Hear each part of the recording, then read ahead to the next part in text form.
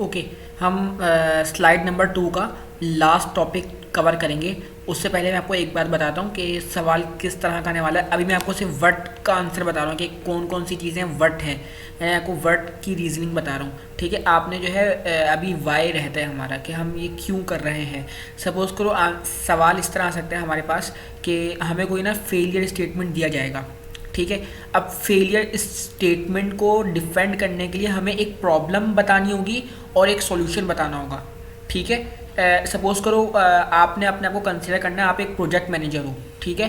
अब आप एक प्रोजेक्ट मैनेजर हो और एक प्रोजेक्ट को आपने मैनेज करना था, तो उसके लिए इतने इतने रिसोर्स की ज़रूरत थी। सपोज़ करो उसके लिए 10 कंप्यूटर की ज़रूरत थी, तो आपने 18 कंप्यूटर मंगवा लिए, ठीक है। और 15 सीपीयू की ज़रूरत थी, आपने जो है 25 सीपीयू मंगवा लिए, ठीक है।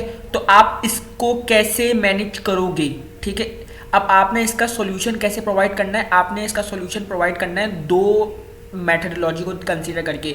एक मेथडोलॉजी आपने ट्रेडिशनल की कंसीडर करनी है और एक मेथडोलॉजी आपने अजाइल की कंसीडर करनी है या स्क्रम की कंसीडर करनी है, ठीक है। तो इस तरह आपका सवाल आएगा कि आपको कोई फेलियर स्टेटमेंट दिया जाएगा कि भाई आपने क्या, सपोज करो आपने कंप्यूटेशनल रिसोर्सेज मंगवानी थी, आपने हायर करना था क्या कहते हैं टीम मेंबर्स को, ठीक है, या फिर ह्यूमन रिसोर्स मैनेजमेंट को, ठीक है। तो आपने जो है क्या कहते हैं ये गलती कर दी है, आपने ये करना है। तो आप इस प्रॉब्लम को कैसे सॉल्व करोगे एज अ प्रोजेक्ट मैनेजर, अपने आप को as a project manager suppose करो, ठीक है। और फिर आप उस प्रॉब्लम का सॉल्यूशन बताओगे, और जो आप सॉल्यूशन बताओगे ना, उस सॉल्यूशन के अंदर आपने क्या करना होगा, उस सॉल्यूशन को आपने ट्रेडिशनल वे में, एजाइल वे में, स्क्रम वे में आपने उसको बताना होगा, ठीक है। और इसके अलावा ये भी बताया गया है कि आपको क्या कहते हैं कि अगर कोई आपने रिक्वायरमेंट ली और वो इनएक्यूरेट एस्टिमेशन दे रही है आपको, यानी कि उसका एस्टिमेशन, कॉस्ट एस्टिमेशन और जो है टाइम एस्टिमेशन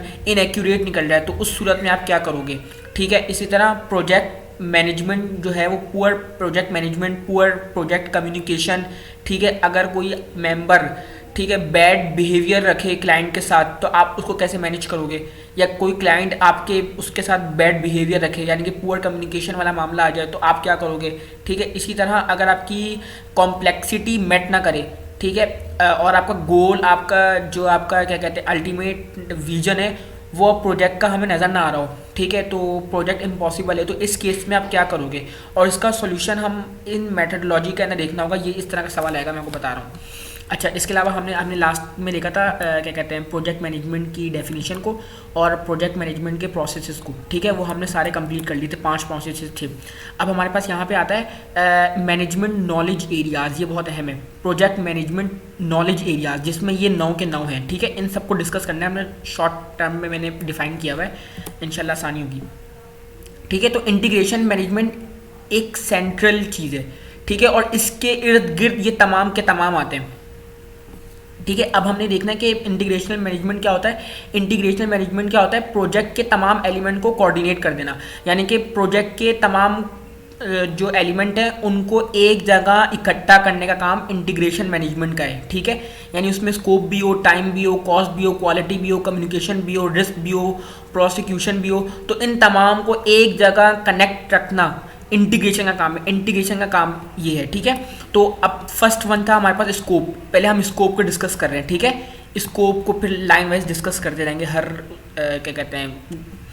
तो अब यहाँ पे हमारे पास स्कोप आता है। स्कोप में हमारे पास क्या कहते हैं 2 चीज़ें आती हैं, क्लाइंट की वांट, क्लाइंट की नीड, ठीक है। यानी कि हमने स्कोप को मैनेज करने के लिए, स्कोप मैनेजमेंट में हमें 2 चीज़ों को फुलफिल करना होगा, क्लाइंट की वांट को, क्लाइंट की नीड को। अच्छा, वांट और नीड में थोड़ा सा फ़र्क होता है। वांट जो होती है ना वो डिज़ायर होती है, ठीक है, और नीड जो होती है वो एसेंशियल चीज़ होती है, यानी कि वाकई ये ज़रूरी चीज़ है, ये नेसेसरी है। तो इस चीज़ को हमने दिमाग में रखना है कि हमने कौन कौन सी क्लाइंट की नीड को मुकम्मल करना है और कौन कौन सी वांट को कंसीडर करना है, ठीक है। तो हमने यहाँ पे फंक्शनल नॉन फंक्शनल रिक्वायरमेंट को भी कंसीडर करना है, यानी कि इस तरह। तो हम ये जानते हैं कि क्लाइंट की नीड और वांट में डिफरेंस है, और स्कोप मैनेजमेंट में हम इसी को हैंडल कर रहे होते हैं। तो स्कोप मैनेजमेंट करते क्या है, हमने सेटिस्फेक्शन के लेवल को अचीव करना होता है, यूज़र के सेटिस्फेक्शन की, यानी कि यूज़र की जो भी रिक्वायरमेंट है उसको सेटिस्फाई करना है। तो उसके लिए हम निगोशिएशन करते हैं, ठीक है, एग्रीमेंट साइन करते हैं और उसके मुताबिक पूरा लूप चल रहा होता है, ठीक है। और उसकी क्या कहते हैं, प्रेजेंटेशन के लिए हम एक प्रोजेक्ट ओवरव्यू स्टेटमेंट लिखते हैं, यानी POS लिखते हैं, ठीक है। और इसमें हम तमाम चीज़ों को डिस्कस करते हैं कि क्या रिक्वायरमेंट थी, क्या स्कोप था और क्या कहते हैं क्या गोल था, इस चीज़ को कंसीडर करते हैं। ये आगे हम पढ़ेंगे, प्रोजेक्ट ओवरव्यू स्टेटमेंट इसको बोलते हैं। तो स्कोप मैनेजमेंट में यूज़र की वांट, यूज़र की नीड को डिस्कस करते हैं, हम निगोशिएट करते हैं और एक POS लिखते हैं, ठीक है। और यहाँ पे हमें बताया हुआ है कि रिस्क ब्रेक डाउन स्ट्रक्चर क्या होता है। रिस्क ब्रेक डाउन स्ट्रक्चर भी हम स्कोप मैनेजमेंट के अंडर में आता है। यहाँ पे होता है क्या कि हमने ये बात आइडेंटिफाई कर ली कि प्रोजेक्ट का गोल और सॉल्यूशन क्या है, ठीक है। प्रोजेक्ट का हमने एम को कंसीडर कर लिया। अब उस प्रोजेक्ट के एम और सॉल्यूशन को हमने ब्रेक करना होता है रिक्वायरमेंट्स में, ठीक है।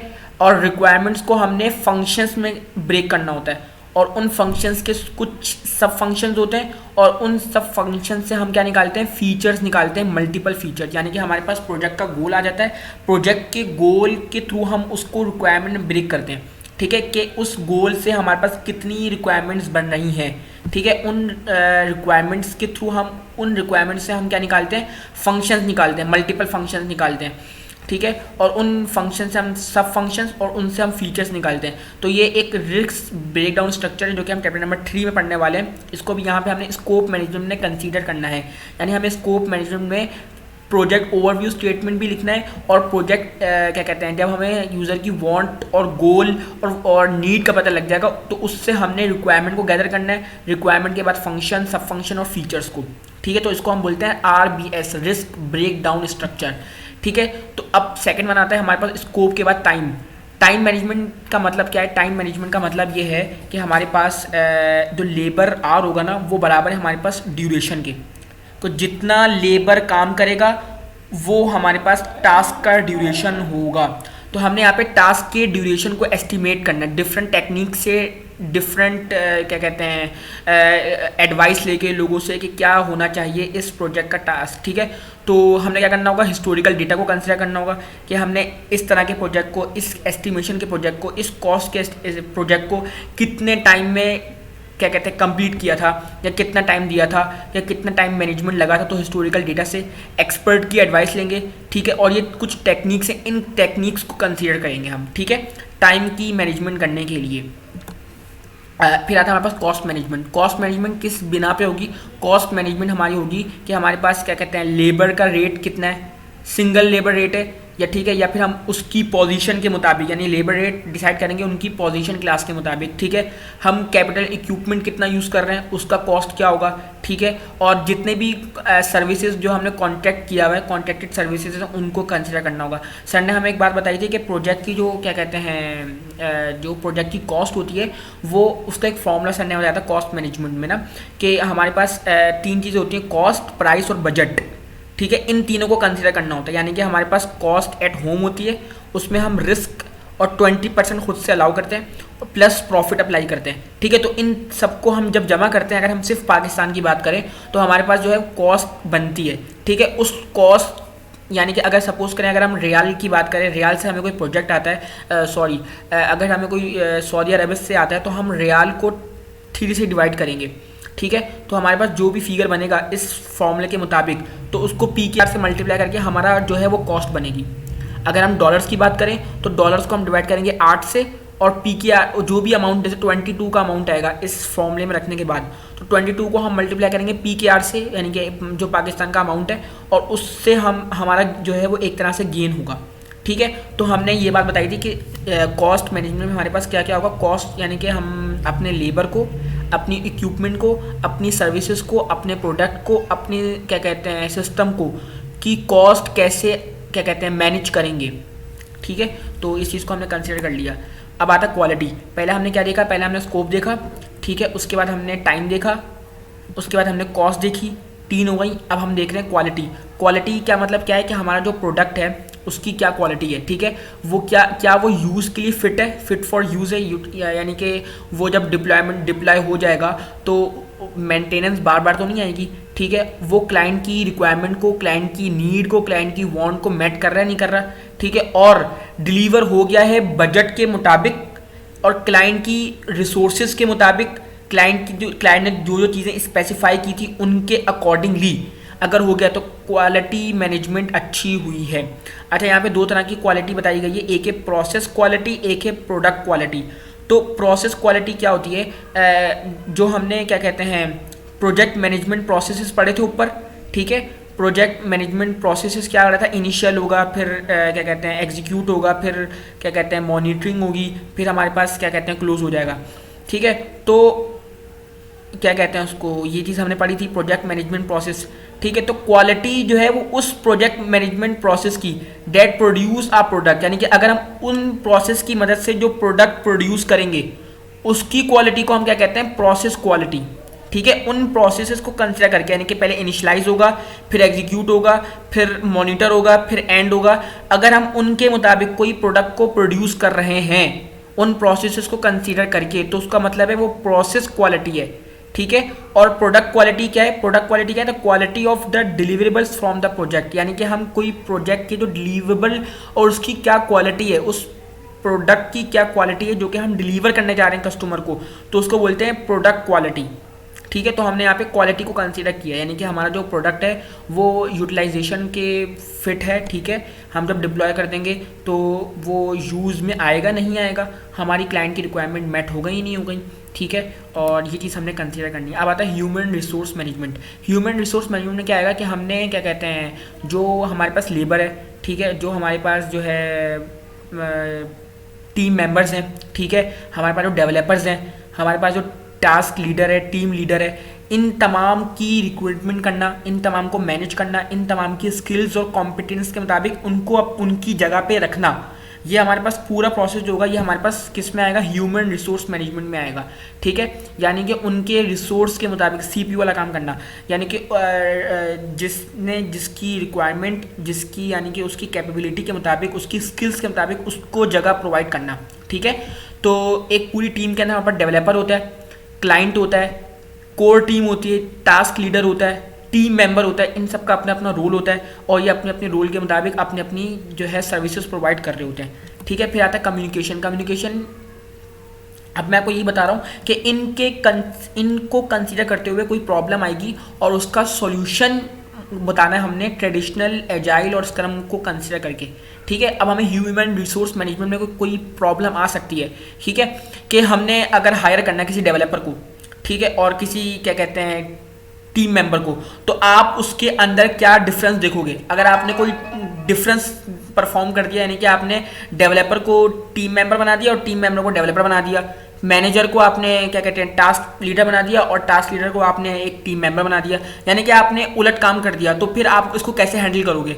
तो ये इस तरह के रीजनिंग क्वेश्चन आ सकते हैं। अच्छा, अब आता है communication. Communication is the best thing, यानी कि कम्युनिकेशन बहुत ज़्यादा नेसेसरी और एसेंशियल है क्या कहते हैं मैनेजमेंट के अंदर। अच्छा, क्योंकि कम्युनिकेशन बहुत ज़रूरी होती है, आपका क्लाइंट आपसे सेटिस्फाई हो उसी बिना पर जब आप अच्छी कम्युनिकेशन करोगे, उसकी रिक्वायरमेंट, उसकी वांट, उसकी नीड को अच्छी तरह फुलफिल करोगे, ठीक है, वो इस चीज़ को महसूस करेगा और आप उससे बढ़िया उसको आइडिया दोगे कि यार अगर ये नहीं करो ये करोगे तो बहुत अच्छा होगा। तो जितना अच्छा उसको सेटिस्फाई करोगे उतनी अच्छी कम्युनिकेशन मैनेजमेंट होगी, ठीक है। यानी कि हमने इन्फॉर्मेशन को पास करना है, अंडरस्टैंड करना है from one person to another person. इसके अलावा क्लाइंट की बात नहीं कर रहा, यानी कि अगर टीम मेंबर के दरमियान में भी कम्युनिकेशन अच्छी नहीं है, टीम मेंबर के दरमियान भी जेलसी है, या फिर टीम लीडर से लोग जो हैं वो डरते हैं, और डरने की बात नहीं कर रहा, यानी कि कुछ कम्युनिकेशन में कोई गैप है, तो वो भी जो है वो प्रोजेक्ट जो बन रहा है उसके लिए बहुत अच्छा नहीं है वैसे ना। तो हमने अपनी ट्रांसमिशन को प्रॉपर बनाना है, ठीक है, और मैसेज जो हमने रिसीव किया है उसको, मतलब जो हमें मिला है मैसेज, उसको अच्छी तरह लोगों तक पहुंचाना है, तमाम टीम मेंबर तक। अगर कोई किसी को ईमेल प्रोवाइड नहीं हुई और डेडलाइन निकल गई तो ये भी एक बहुत बड़ा जो है वो मसला हो जाएगा। कम्युनिकेशन देख लिया हमने। अच्छा, कम्युनिकेशन किस तरह होती है हमारे पास, जैसे प्रोजेक्ट मैनेजर है, प्रोजेक्ट मैनेजर की क्लाइंट से भी कम्युनिकेशन हो रही है, टीम मैनेजर से भी हो रही है, स्पॉन्सर्स कर रहे हैं, ठीक है, आपके प्रोजेक्ट को, किसी थर्ड पार्टी से भी हो रही है, टीम मेंबर से भी हो रही है और पब्लिक से भी हो रही है। तो अब ये कितनी बड़ा एक पूरा ग्रुप बन गया। तो इसमें बहुत बेहतर ये है कि हर मेंबर की कम्युनिकेशन स्किल इतनी अच्छी हो और इतनी अच्छी से ट्रांसमिशन हो रही हो कि सब कुछ अंडरस्टैंडिंग हो और किसी चीज़ में डिले ना आए, किसी चीज़ में मामला ख़राब ना हो। तो कम्युनिकेशन इसलिए बहुत ज़रूरी है। अच्छा, अब आता है रिस्क। हमने रिस्क को आइडेंटिफाई करना है, ठीक है, कि हमने जो प्रोजेक्ट बनाया उसमें कौन कौन से रिस्क जो हैं वो हमें क्या कहते हैं हमें नज़र आ रहे हैं, ठीक है, उनकी क्या प्रोबेबिलिटी है, ठीक है। और अगर हमने उन रिस्क को क्या कहते हैं आइडेंटिफाई नहीं किया या फिर एसेस नहीं किया तो कौन कौन से नुकसान हो सकते हैं। और इसके अलावा इन रिस्क की कौन कौन सी आल्टरनेटिव है जिनको हम सपोज करके इन रिस्क को हम नॉर्मल कर सकते हैं, ठीक है, रिड्यूस कर सकते हैं, एलिमिनेट भी कर सकते हैं, ठीक है। तो हमने रिस्क में क्या करना होगा, रिस्क को आइडेंटिफाई करना होगा, फिर उस रिस्क को आइडेंटिफाई करने के बाद उस रिस्क को एसेस करना होगा कि हम ऐसा ऑल्टरनेटिव क्या ढूंढें, ठीक है। फिर आपने मिटिगेशन परफॉर्म करनी होगी और फिर उसको आपने मॉनिटर या कंट्रोल करना होगा, अंडरस्टैंड।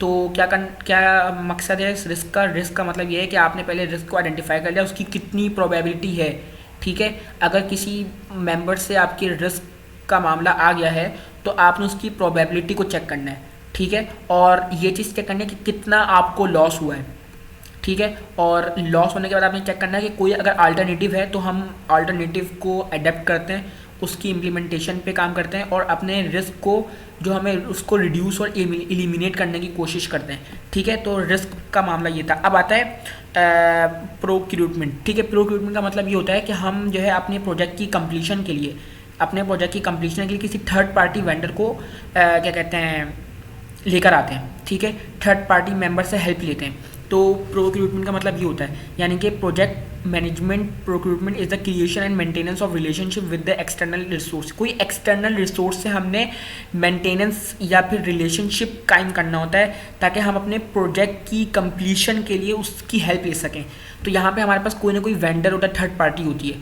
तो उसमें क्या होता है, इसमें कुछ प्रोसेस होते हैं, उन प्रोसेस के बाद एक वेंडर जो है वो सेलेक्ट हो जाता है फाइनली, ठीक है।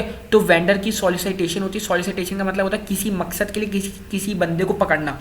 सॉलिसिटेशन का मतलब ये होता है कि किसी यूनिक मकसद के लिए, एम के लिए किसी को हायर करना। तो पहले हम वेंडर को हायर करेंगे, फिर उसकी इवेल्यूएशन करेंगे कुछ टेक्निक्स के बलबूते पर, ठीक है। फिर वो सिलेक्ट हो जाएगा। सिलेक्शन के बाद हम उससे फाइनल कॉन्ट्रैक्ट पास करेंगे, भाई हाँ आपसे हमारा ये फाइनल प्रोडक्ट जो है कॉन्ट्रैक्ट जो है वो फाइनल हो गया है, ठीक है। फिर उससे क्या करेंगे, वेंडर को मैनेज करेंगे, यानी कि जो भी उसकी क्या कहते हैं स्किल के मुताबिक जो उसने हमारा काम करना है वो जो है हैंडल कराएंगे उससे। तो प्रोक्यूरमेंट का मतलब ये होता है कि किसी थर्ड पार्टी वेंडर को अपने प्रोजेक्ट की कंप्लीशन के लिए हायर करना। तो हमने ये तमाम चीज़ें देख ली, प्रोक्यूरमेंट मैनेजमेंट देख ली, ये लास्ट हो गई, ठीक है। इसमें हमने रिस्क को देखा, रिस्क को आइडेंटिफाई करेंगे, एसेस करेंगे और उसकी मॉनिटरिंग और कंट्रोल करेंगे और ऑल्टरनेटिव देख के उसको क्या कहते हैं हैंडल कर लेंगे, ठीक है। कम्युनिकेशन जो है वो बहुत ज़रूरी है, ठीक है। और प्रोजेक्ट मैनेजर एक तरह से इंटरफेस है हर के दरमियान में, ठीक है। हर मेंबर के दरमियान में एक तरह से जो प्रोजेक्ट मैनेजर है वो एक इंटरफेस का काम कर रहा है, ठीक है। और कम्युनिकेशन बहुत ज़रूरी होनी चाहिए और अच्छी कम्युनिकेशन से अच्छा प्रोजेक्ट बन सकता है, ठीक है। ह्यूमन रिसोर्स वो तमाम लोग जो कि आपके सॉफ्टवेयर प्रोजेक्ट की टीम का पार्ट हैं, ठीक है। क्वालिटी हमने देखा कि कितना अच्छा यूटिलाइजेशन के मुताबिक हो, रिक्वायरमेंट को मैट कर रहा हो और जो डिलीवर करना था वही डिलीवर हुआ या नहीं हुआ, ठीक है। कॉस्ट को देख लिया हमने, लेबर कॉस्ट होती है, कैपिटल इक्विपमेंट जो आप कंसीडर करोगे, सॉफ्टवेयर हार्डवेयर, ठीक है, और नेटवर्किंग कैपेबिलिटी, ये तमाम की जो कॉस्ट होगी वो कॉस्ट मैनेजमेंट के अंदर आ रही होगी, ठीक है। टाइम मैनेजमेंट में हमें पता है कि कुछ यानी कि ये प्रोजेक्ट की क्या ड्यूरेशन है, कितना इस पर लेबर क्या कहते हैं टास्क आएगा, कितनी यानी कि डेवलपमेंट में काम आएगा, कितनी टेस्टिंग में टाइम पीरियड लगेगा, तो उसको कैलकुलेट करना हिस्टोरिकल डेटा से, एक्सपर्ट की एडवाइस से, कुछ ये टेक्निक से, उन टेक्निक के थ्रू, ठीक है। और ये हमने स्कोप देखा था, बस ये हमारी क्या हमने देखा था, ये हमारे पास प्रोजेक्ट मैनेजमेंट नॉलेज एरियाज थे, इनको हमने कंसिडर कर लिया।